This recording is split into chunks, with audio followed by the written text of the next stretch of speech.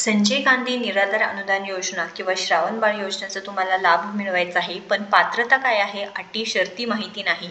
याबद्दल माहिती सांगा असे बरेच जण विचारत आहेत, किंवा आम्हाला अर्ज करायचा आहे तर कुठे करावं लागेल, त्यानंतर यामध्ये कागदपत्रे कोणते लागतात, ही सविस्तर सगळी माहिती आपण या व्हिडिओच्या माध्यमातून पाहणार आहोत. त्यामुळे व्हिडिओ शेवटपर्यंत पाहायचा आहे. महत्त्वपूर्ण माहिती असणार आहे, कारण निराधार योजनेअंतर्गत जे लाभार्थी आहेत त्यांना महिन्याला 1500 रुपये देऊन सरकार मदत करत आहे. जे दिव्यांग बांधव आहेत त्यांना 2500 रुपये सरकार देत आहेत. यासाठी जे वयोवृद्ध निवृत्तीवेतन योजना असो किंवा विधवा निवृत्तीवेतन योजना आहे किंवा श्रावणबाळ योजना आहे, या सर्व योजनेसाठी लाभ तुम्हाला घ्यायचा असेल, तुम्ही त्यामध्ये पात्र असाल तर, पण पात्रता माहिती नाही, अर्ज कुठे करायचा माहिती नाही, कागदपत्रे कोणते लागणार आहेत, ही स्कीम काय आहे, ही योजना काय आहे माहिती नसेल तर हा व्हिडिओ तुमच्यासाठीच असणार आहे, खूप महत्त्वाचा असणार आहे.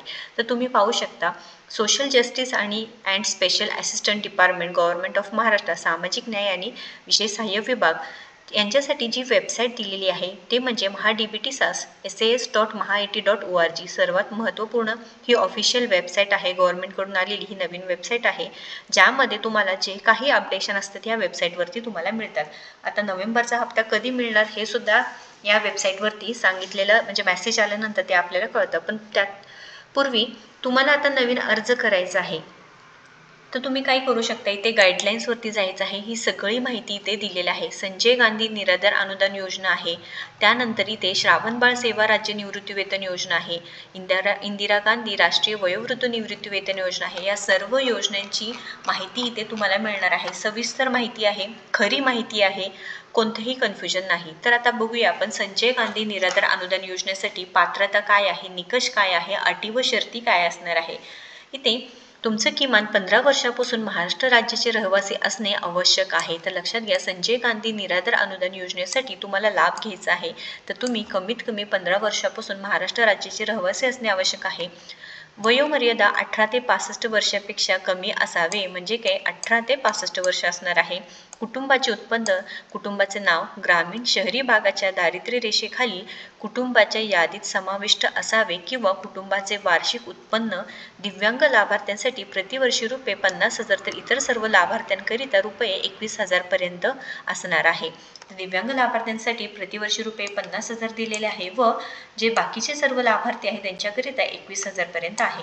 आता इथे आर्थिक सहाय्य निवृत्तीवेतन कसं, दारिद्र्य रेषेखालील कुटुंबाच्या यादीत नाव असलेल्या अथवा कुटुंबाचे वार्षिक उत्पन्न रुपये 21,000 पर्यंत असलेल्या लाभार्थ्यांना दरमहा 1500 प्रति लाभार्थी अर्थसहाय्य मिळेल. तर दारिद्र्य रेषेखालील कुटुंबाच्या यादीतील जे केंद्र शासनाकडून इंदिरा गांधी राष्ट्रीय निवृत्तीवेतन योजना व इंदिरा गांधी राष्ट्रीय दिव्यांग निवृत्तीवेतन योजनेमधून दरमहा 300 अर्थसहाय्य देण्यात येते, त्याच लाभार्थ्यांना राज्य शासनाचे संजय गांधी निराधार अनुदान योजनेतून दरमहा रुपये 1200 असून एकूण दरमहा 1500 रुपये प्रति लाभार्थी अर्थसहाय्य मिळणार आहे. तर लक्षात घ्या, केंद्र शासनाकडून जी इंदिरा गांधी राष्ट्रीय विधवा निवृत्तीवेतन योजना व दिव्यांग निवृत्तीवेतन योजनेमधून 300 रुपये व राज्य शासनाकडून 1200 असे एकूण 1500 रुपये प्रत्येक महिन्याला मिळतात. तर इथे हे कोणासाठी, तर संजय गांधी निराधार अनुदान योजनेसाठी. आता इथे वयोमर्यादा कळालं, कुटुंबाचं उत्पादन किती आहे कळालं, किती पैसे मिळणार आहेत, लाभ कितीचा मिळणार आहे. पात्रतेचा अर्थ तुम्ही बघा, दिव्यांगातील अस्थिंग, अंध, मूकबधीर, कर्णबधीर, मतिमंद इत्यादी प्रवर्गातील स्त्री व पुरुष चालणार आहे.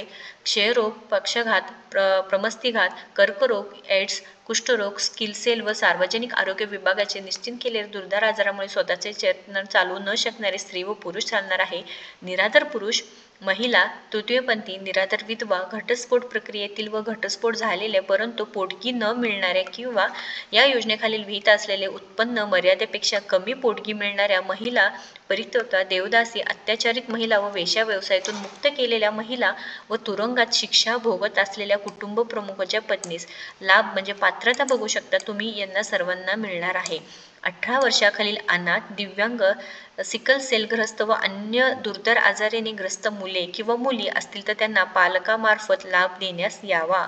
35 वर्ष व त्यावरील अविवाहित स्त्री जर तिला कुठलाही आधार नसेल, लक्षात घ्या, 35 वर्षावरील ज्या अविवाहित स्त्री आहेत ज्यांना कोणाचाही आधार नाही तर तिला लाभ देण्यात यावा. मात्र तिचा विवाह झाल्यास ती स्वतःहून लाभ बंद करण्यास अर्ज करेल असं बंधपत्र घेण्यात यावे. घटस्फोटित मुस्लिम स्त्रीबाबत तिच्या सासर किंवा माहेरच्या वास्तव्याच्या परिसरातील मस्जिदमधील काझींनी तहसीलदारांसमोर त्या स्त्रीचे घटस्फोटासंदर्भात तहसीलदाराकडे शपथपत्र सादर करणे आवश्यक राहील, अथवा गावांमध्ये शहरांमध्ये मुस्लिम समाजासाठी धार्मिक कार्य करण्यासाठी जी रजिस्टर संस्था असेल त्या संस्थेचे ठराव करून दिल्यास त्यानंतर तिला सदर योजनेचा लाभ देण्यात यावा. आत्महत्या केलेल्या शेतकऱ्यांचे कुटुंबाचे वार्षिक उत्पन्न या योजनेखाली विहित उत्पन्नापेक्षा कमी असल्यास ते कुटुंब विधवा महिलांकरिता इतर राज्यातून लग्न होऊन आलेल्या किमान 15 वर्ष महाराष्ट्रात राज्यात रहिवासी असलेली अट शिथिल करण्यात येते, परंतु सदर महिलेचे पती हा किमान 15 वर्ष महाराष्ट्रात राज्यात रहिवासी असणे अनिवार्य राहणार आहे. हे काय असणार आहे? पात्रतेची अर्हता असणार आहे. तुम्हाला समजलं आता इथे 18 वर्षाखालील अनाथ मुलांना सुद्धा त्यांच्या पालकामार्फत हे लाभ घेण्यात येणार आहे. आणि कंपल्सरी म्हणजे 15 वर्ष महाराष्ट्र राज्याचे रहिवासी पाहिजे आहे. हे सर्व इथे पात्रता सांगितलेली आहे. वयाचा दाखला तिथे लागणार आहे. कागदपत्रे बघू शकता. वयाचा दाखला आहे. ग्रामपंचायत, नगरपालिकेच्या, महानगरपालिकेच्या जन्म नोंद वह्यातील उत्तरेची साक्षी कंतप्रत किंवा शाळा सोडल्याचा दाखला किंवा शिधापत्रिकेमध्ये अथवा निवडणूक मतदार यादीत नमूद केलेल्या वयाचा उतारा किंवा आधार कार्ड इत्यादी यापैकी एक पुरावा गृह धरण्यास येणार आहे. वयाचा दाखला लागणार आहे. उत्पन्नाचा दाखला लागणार आहे. तहसीलदार किंवा उपविभागीय अधिकाऱ्यांनी दिलेला दाखला पाहिजे आहे किंवा दारिद्र्य रेषेखालील कुटुंबाच्या यादीमध्ये त्या व्यक्ती कुटुंबाचा समावेश असल्याबाबत इथे माहिती पाहिजे आहे. रहिवासी दाखला पाहिजे आहे. दिव्यांगाचे प्रमाणपत्र कंपल्सरी असणार आहे. असमर्थतेचा किंवा रोगाचा दाखला पाहिजे आहे. अनाथ असल्यास त्याचा दाखला हे लागणार आहे. आता बघा जे डॉक्युमेंट्स आहे ते तुम्हाला सबमिट करावं लागणार आहे. त्याची पूर्णपणे तुम्हाला डॉक्युमेंट सर्व काढून घ्यावे लागणार आहेत. या योजनेखालील लाभ मिळण्यासाठी अर्जदाराच्या अपत्य संख्येची अट राहणार नाही. तुम्हाला किती अपत्य आहे त्याची काही अट राहणार नाही. दिव्यांगातील किंवा अंध, मूकबधीर, मतिमंद सर्व प्रवर्गातील दिव्यांगांना या योजनेचा लाभ मिळण्याकरिता त्यांचे कुटुंबाचे एकत्रित वार्षिक उत्पन्न हे पात्र होण्यासाठी 50,000 पर्यंत असावे, हे सुद्धा माहिती सांगितलेली आहे. त्यानंतर इथे बरेच अट वगैरे सगळे दिलेली आहे. तुम्ही पाहू शकता. 18 ते 65 वर्ष आहे. तुम्ही नक्कीच इथे अर्ज करू शकणार आहात. श्रावण बाळ सेवा राज्य निवृत्ती वेतन योजना पाहू शकता. किमान 15 वर्षापासून महाराष्ट्र राज्याचे रहिवासी असणे गरजेचे आहे.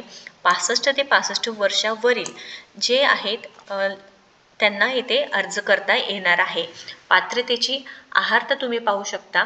कुटुंबाचे नाव ग्रामीण शहरी भागाच्या दारिद्र्य रेषेखाली कुटुंबाच्या यादीत समाविष्ट असावे किंवा कुटुंबाचे वार्षिक उत्पन्न दिव्यांग लाभार्थ्यांसाठी प्रतिवर्षी रुपये 50,000 तर इतर सर्व लाभार्थ्यांकरिता रुपये 21,000 पर्यंत असावा. श्रावण बाळ योजनेचे लाभार्थ्यांचं 18 ते 65 वर्ष. श्रावण बाळ सेवा राज्य निवृत्ती वेतन योजना 65 व 65 वर्षावरील जे आहेत त्यांना घेता येणार आहे. त्यांच्यासाठी पात्रता तुम्ही पाहू शकता. वयोमर्यादा पाहू शकता आणि अट बघू शकता. आर्थिक सहाय्य निवृत्ती वेतन तुम्ही पाहू शकता. दारिद्र्य रेषेखालील कुटुंबाच्या यादीत नाव असलेल्या किंवा कुटुंबाचे वार्षिक उत्पन्न 21,000 पर्यंत असलेल्या लाभार्थ्यांना रुपये 1500 प्रति लाभार्थी दरमहा अर्थसहाय्य मिळणार. तर 1500 रुपयांचे इथे जे काही मदत आहे ते मिळतात. दारिद्र्य रेषेखालील कुटुंबाच्या यादीतील लाभार्थ्यांना केंद्र शासनाकडून इंदिरा गांधी राष्ट्रीय वयोवृद्ध निवृत्ती वेतन योजनेखाली 65 ते 79 वर्ष वयोगट रुपये 200 याच लाभार्थ्यांना श्रावण बाळ सेवा राज्य निवृत्ती वेतन योजनेतून रुपये 1300 असे एकूण दरमहा 1500 रुपये मिळतात. तर केंद्र सरकारकडून केंद्र शासनाकडून 200 रुपये आणि आपल्या राज्य निवृत्ती वेतन योजनेतून 1300 रुपये असे एकूण 1500 रुपये तुम्हाला मिळणार आहे. व दारिद्र्य रेषेखालील कुटुंबाच्या यादीतील लाभार्थ्यांना केंद्र शासनाकडून 80 वर्ष व त्यापेक्षा अधिक आहे त्यांना 500 रुपये व जे राज्य निवृत्ती वेतन योजनेतून आहे त्यांना 1000 रुपयांचे एकूण 1500 रुपयेच मिळणार आहे. वयाचा दाखला लागणार आहे. तुम्हाला उत्पन्नाचा दाखला लागणार आहे. रहिवासी दाखला लागणार आहे. हे सगळे जे कागदपत्र आहे ते तुम्हाला लागणार आहे. त्यानंतर वयोवृद्ध निवृत्ती वेतन योजना 65 व 65 वर्षावरील लाभार्थ्यांसाठी असणार आहे. सेम इयर इथं पूर्ण ती माहिती दिलेली आहे. पात्रता काय आहे, त्यानंतर निवृत्ती वेतन योजनेसाठी जे काही वयोमर्यादा काय आहे, कुटुंबाचे उत्पन्न सांगितलेलं आहे. वयाचं तुम्हाला कागदपत्र बघू शकता. वयाचा दाखला लागणार आहे. त्यानंतर उत्पन्नाचा दाखला, रहिवासी दाखला लागणार आहे. सेम 1500 रुपयाचा लाभ तुम्हाला इथे मिळणार आहे.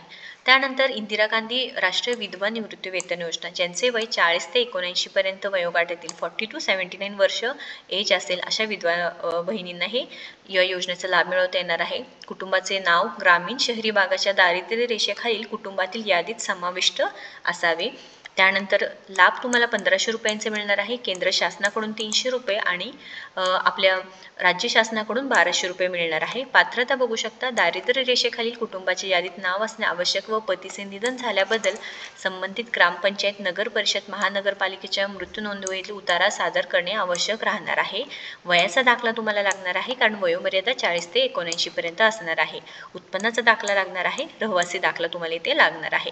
त्यानंतर दिव्यांग निवृत्ती वेतन योजना, आता इथे पाहू शकता तुम्ही 18 ते 79 पर्यंत वयोमर्यादा पाहिजे आहे. कुटुंबाचे उत्पन्न, नाव ग्रामीण शहरी भागातील दारिद्र्यरेषेखाली कुटुंबाच्या यादीत समाविष्ट असावे आणि ते निवृत्तीवेतन, आर्थिकसहाय्य बघा निवृत्तीवेतन आता यामध्ये चेंजेस करण्यात आलेले आहेत. 2500 रुपये वाढ ऑक्टोबर महिन्यापासून झालेली आहे. म्हणजे काय की जे दिव्यांग बांधव आहेत त्यांना 1500 नव्हे तर 2500 रुपये प्रति लाभार्थी अर्थसहाय्य मिळण्यास सुरुवात झालेली आहे. परंतु त्यामध्येही सांगितलेले की दिव्यांग बांधवांना UDID कार्ड कंपल्सरी आहे. EKYC करणे, जे काही सर्टिफिकेट्स असतात दिव्यांग बांधवांचे ते तिथे तुम्हाला सबमिट करावं लागणार आहे. त्यानंतर दिव्यांगत्व प्रमाणपत्र, जे आपण आता मेन्शन केलं ते कंपल्सरी असणार आहे. प्रमाणपत्र आवश्यक असणार आहे. वयाचा दाखला, उत्पन्नाचा दाखला, रहिवासी दाखला हे सर्व डॉक्युमेंट्स तुम्हाला इथे लागणार आहे. तर लक्षात घ्या, तुम्ही सुद्धा ऑफलाईन पद्धतीने तहसील कार्यालयात जाऊन तिथे तुम्ही चौकशी करून अर्ज करू शकणार आहात. तर नक्कीच या योजनेचा लाभ मिळवायचा आहे. निराधार योजना आहे, त्यानंतर श्रावण बाळ योजना आहे, विधवा पेन्शन योजना आहे, दिव्यांग बांधवांची योजना आहे. या सर्व योजनांचा लाभ तुम्हाला मिळू शकता तुम्ही जर या अटींमध्ये बसत असाल तर पूर्णपणे तुम्ही ऑफलाईन पद्धतीने अर्ज भरू शकता.